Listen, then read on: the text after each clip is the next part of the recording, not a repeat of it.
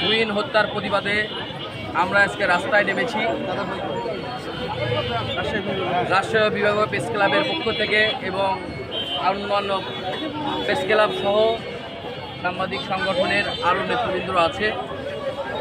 আমরা তুহিন হত্যা সহ সাংবাদিকের প্রতি নির্যাতন বন্ধে, বৈষম্য বন্ধে আমরা এর প্রতিরোধ গড়ে তোলার জন্য আমাদের সাংবাদিক সংগঠনের সকলে ঐক্যবদ্ধ হয়েছি। এই একটাই কথাই বলতে চাই, এই সরকার সাংবাদিকদের নিরাপত্তা দিতে পারছে না।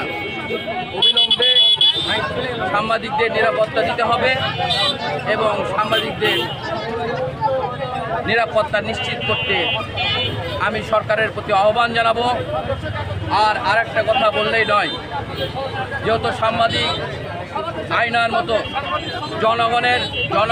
জনগণ আমাদের পাশে থাকতে হবে। কারণ আমরা যদি কোনো কিছু নিউজ না করি, জনগণ অন্ধর মতো থাকতে হবে। তাই সাংবাদিকদের পাশে ইনশাল্লাহ জনগণ পাশে থাকবে। এই ব্যক্ত করে এই সরকারকে আলটিমেটাম দিতে চাই, আমরা তুহিন হত্যার বিচার সহ সকল সাংবাদিক নির্যাতন বন্ধ করতে হবে। অবিলম্বে সাংবাদিকদের নিরাপত্তা নিশ্চিত করে এই সরকারকে একটা প্রতিবেদন দিতে হবে। এই বলে আমার বক্তব্য শেষ করছি। আল্লাহ হাফেজ। আমরা এই যে সাগর রুডুনির হত্যার বিচার এখনো পাইনি। আমরা সাগর রুডুনির হত্যার বিচার বিগত সরকারের আমলেও পাই নাই, এই সরকারের আমলেও পাইনি। কিন্তু আমরা আর এক মুহূর্ত সহ্য করতে রাজি নয়। এই সাংবাদিকরা কেন এত নির্যাতিত, আমি এই সরকারকে প্রশ্ন রাখতে চাই এবং তাদের পেছনে তার জবাব চাই।